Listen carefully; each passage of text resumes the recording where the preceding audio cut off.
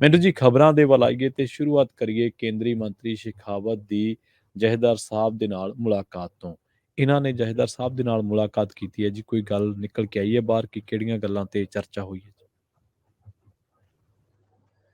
ਨਹੀਂ ਜੀ, ਐਸੀ ਕੋਈ ਗੱਲਬਾਤ ਜਿਹੜੀ ਹੈ ਹੁੰਦੀ ਹੈ ਜਦੋਂ, ਤਾਂ ਉਹਦੇ ਵਿੱਚ ਆਪਾਂ ਨੂੰ ਪਤਾ ਕਿ ਬਹੁਤ ਸਾਰੀਆਂ ਚੀਜ਼ਾਂ ਜਿਹੜੀਆਂ ਉਹ ਨਹੀਂ ਕਹੀਆਂ ਜਾਂਦੀਆਂ, ਮੀਡੀਆ ਜੀ ਨੂੰ ਬਿਲਕੁਲ। ਨਹੀਂ ਦੱਸਿਆ ਜਾਂਦਾ ਕਿ ਅੰਦਰ ਉਹਨਾਂ ਦੀ ਮੁਲਾਕਾਤ ਦਾ ਏਜੰਡਾ ਕੀ ਰਿਹਾ, ਜਾਂ ਕੋਈ ਕਿਸੇ ਮੁੱਦੇ ਤੇ ਕੋਈ ਨਿਰਣਾ ਜੇਕਰ ਕੋਈ ਕੀਤਾ ਗਿਆ ਤਾਂ ਛੇਤੀ ਕੀਤਿਆਂ ਨਹੀਂ ਦੱਸਿਆ ਜਾਂਦਾ ਜਦੋਂ ਤੱਕ ਆਫੀਸ਼ੀਅਲੀ ਇਹਨਾਂ ਦਾ ਦੱਸਣ ਦਾ ਮਨ ਨਹੀਂ ਹੁੰਦਾ। ਜੀ ਤੋ ਖੈਰ, ਤਖਤ ਸ੍ਰੀ ਦਮਦਮਾ ਸਾਹਿਬ ਦੇ ਵਿੱਚ ਪਹੁੰਚੇ ਨੇ, ਫਿਰ ਇਹਨਾਂ ਨੇ ਉੱਥੇ ਨਤਮਸਤਕ ਹੋਣ ਤੋਂ ਬਾਅਦ ਮੁਲਾਕਾਤ ਕੀਤੀ ਹੈ, ਕਿਉਂਕਿ ਗਿਆਨੀ ਹਰਪ੍ਰੀਤ ਸਿੰਘ ਹੋਰਾਂ ਦੀ ਰਿਹਾਇਸ਼ ਤੁਹਾਨੂੰ ਪਤਾ ਹੀ ਹੋਏਗਾ ਕਿ ਇੱਥੇ ਆ।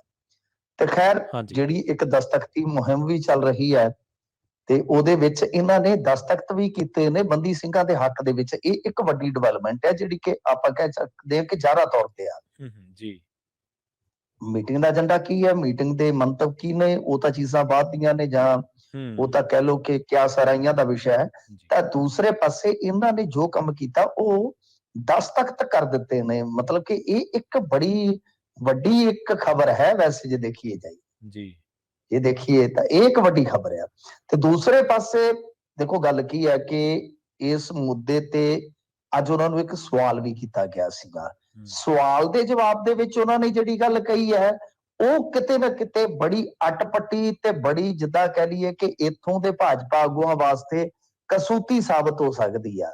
ਜੀ, ਉਹਨਾਂ ਨੇ ਇਹ ਗੱਲ ਕਹੀ ਆ ਕਿ ਬੰਦੀ ਸਿੰਘਾਂ ਦਾ ਜਿੱਥੋਂ ਤੱਕ ਮਾਮਲਾ ਹੈ ਜੀ, ਕਹਿੰਦੇ ਕਿ 11 ਦੀ ਸੂਚੀ ਸਾਡੇ ਕੋਲ ਆਈ ਸੀ, 11 ਦੀ ਸੂਚੀ ਦੇ ਵਿੱਚੋਂ ਅਸੀਂ 9 ਦੀ ਰਿਹਾਈ ਜਿਹੜੀ ਆ ਉਹ ਕਰਵਾ ਚੁੱਕੇ ਆ, ਯਾਨੀ 9 ਦੀ ਰਿਹਾਈ ਹੋ ਚੁੱਕੀ ਹੈ। 2 ਜਣੇ ਰਹਿੰਦੇ ਨੇ, ਉਹਨਾਂ ਤੇ ਫੈਸਲਾ ਆਉਣਾ ਬਾਕੀ ਹੈ।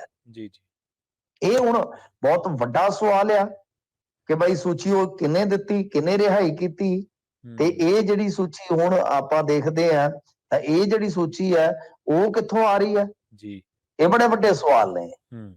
ਇਹਨਾਂ ਨੇ ਇਹ ਇੱਕ ਨਵੀਂ ਚਰਚਾ ਛੇੜ ਦਿੱਤੀ ਹੈ। ਵੈਸੇ ਤੁਹਾਨੂੰ ਯਾਦ ਹੋਏਗਾ ਕਿ ਇਹਨਾਂ ਨੂੰ ਕੁਝ ਮਹੀਨੇ ਪਹਿਲਾਂ ਵੀ ਇੱਥੇ ਪੰਜਾਬ ਦੇ ਵਿੱਚ ਸਵਾਲ ਕੀਤਾ ਗਿਆ ਸੀਗਾ, ਤਾਂ ਇਹਨਾਂ ਨੇ ਕਿਹਾ ਸੀਗਾ ਉਦੋਂ ਕਿ ਸਾਨੂੰ ਸੂਚੀ ਦਿਓ ਜੀ, ਜੀ, ਕਿ ਕਿਹੜਾ ਬੰਦੀ ਸਿੰਘ ਜਿਹਨੇ ਸਜ਼ਾ ਪੂਰੀ ਕਰ ਲਈ ਹੈ, ਜਿਹਨੂੰ ਰਿਹਾ ਨਹੀਂ ਕੀਤਾ ਗਿਆ, ਸਾਨੂੰ ਸੂਚੀ ਦਿਓ। ਤਾਂ ਅੱਜ ਇਹਨਾਂ ਨੇ ਕਿਹਾ ਕਿ ਸੂਚੀ ਮਿਲ ਗਈ। ਹੁਣ ਸੂਚੀ ਦਿੱਤੀ ਕਿਹਨੇ ਫਿਰ ਉਹ ਜਿਹੜੀ ਇਸ ਤਰ੍ਹਾਂ ਦੀ ਸੂਚੀ ਹੈ ਉਹ ਦਿੱਤੀ ਕਿਹਨੇ ਆ? ਇੱਕ ਵੱਡਾ ਸਵਾਲ ਆ।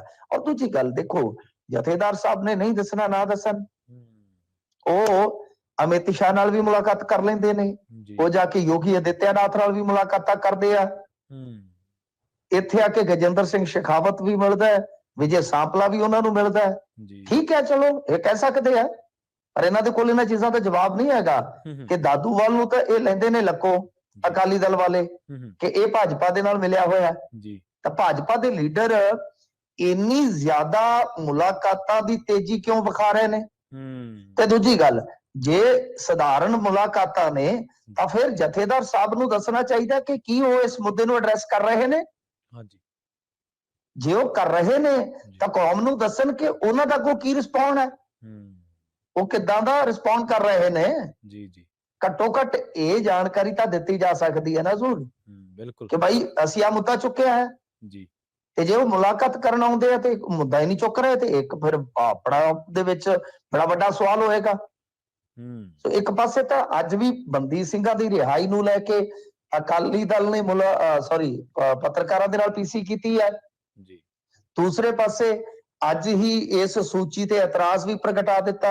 ਸ਼੍ਰੋਮਣੀ ਗੁਰਦੁਆਰਾ ਪ੍ਰਬੰਧਕ ਕਮੇਟੀ ਨੇ ਜਿਹੜੀ ਗਜਿੰਦਰ ਸਿੰਘ ਸ਼ੇਖਾਵਤ ਨੇ ਇਹ ਮੈਂਸ਼ਨ ਕੀਤੀ ਹੈ, ਜ਼ਿਕਰ ਕੀਤੀ ਹੈ ਆਪਣੀ ਗੱਲਬਾਤ ਦੇ ਵਿੱਚ ਜਿਸ ਸੂਚੀ ਦੀ।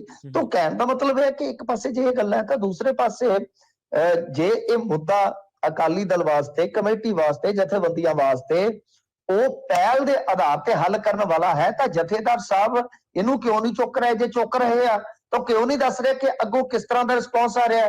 ਜਾਂ ਉਹ ਸ਼ਾਇਦ ਇਹ ਉਡੀਕ ਕਰਦੇ ਆ ਕਿ ਜਿੱਦਣ ਬਿਲਕੁਲ ਜੇਲ੍ਹਾਂ ਦੇ ਗੇਟ ਖੁੱਲ ਗਏ ਉਦੋਂ ਸਿੱਧਾ ਹੀ ਧਮਾਕਾ ਕਰਾਂਗੇ। ਇਹ ਵੀ ਤਾਂ ਹੁਣ ਹੋ ਸਕਦਾ ਹੈ ਨਾ। ਖੈਰ, ਇਹ ਚਰਚੇ ਜਿਹੜੇ ਆ ਉਹ ਅੱਜ ਕਾਫੀ ਚੱਲੇ ਆ। ਬਾਕੀ ਬਾਈ ਦੇਖੋ ਹੁਣ ਕਦੋਂ ਜਥੇਦਾਰ ਸਾਹਿਬ ਜਿਹੜੇ ਆ ਉਹ ਸਾਰੀ ਗੱਲ ਦੱਸੂਗੇ।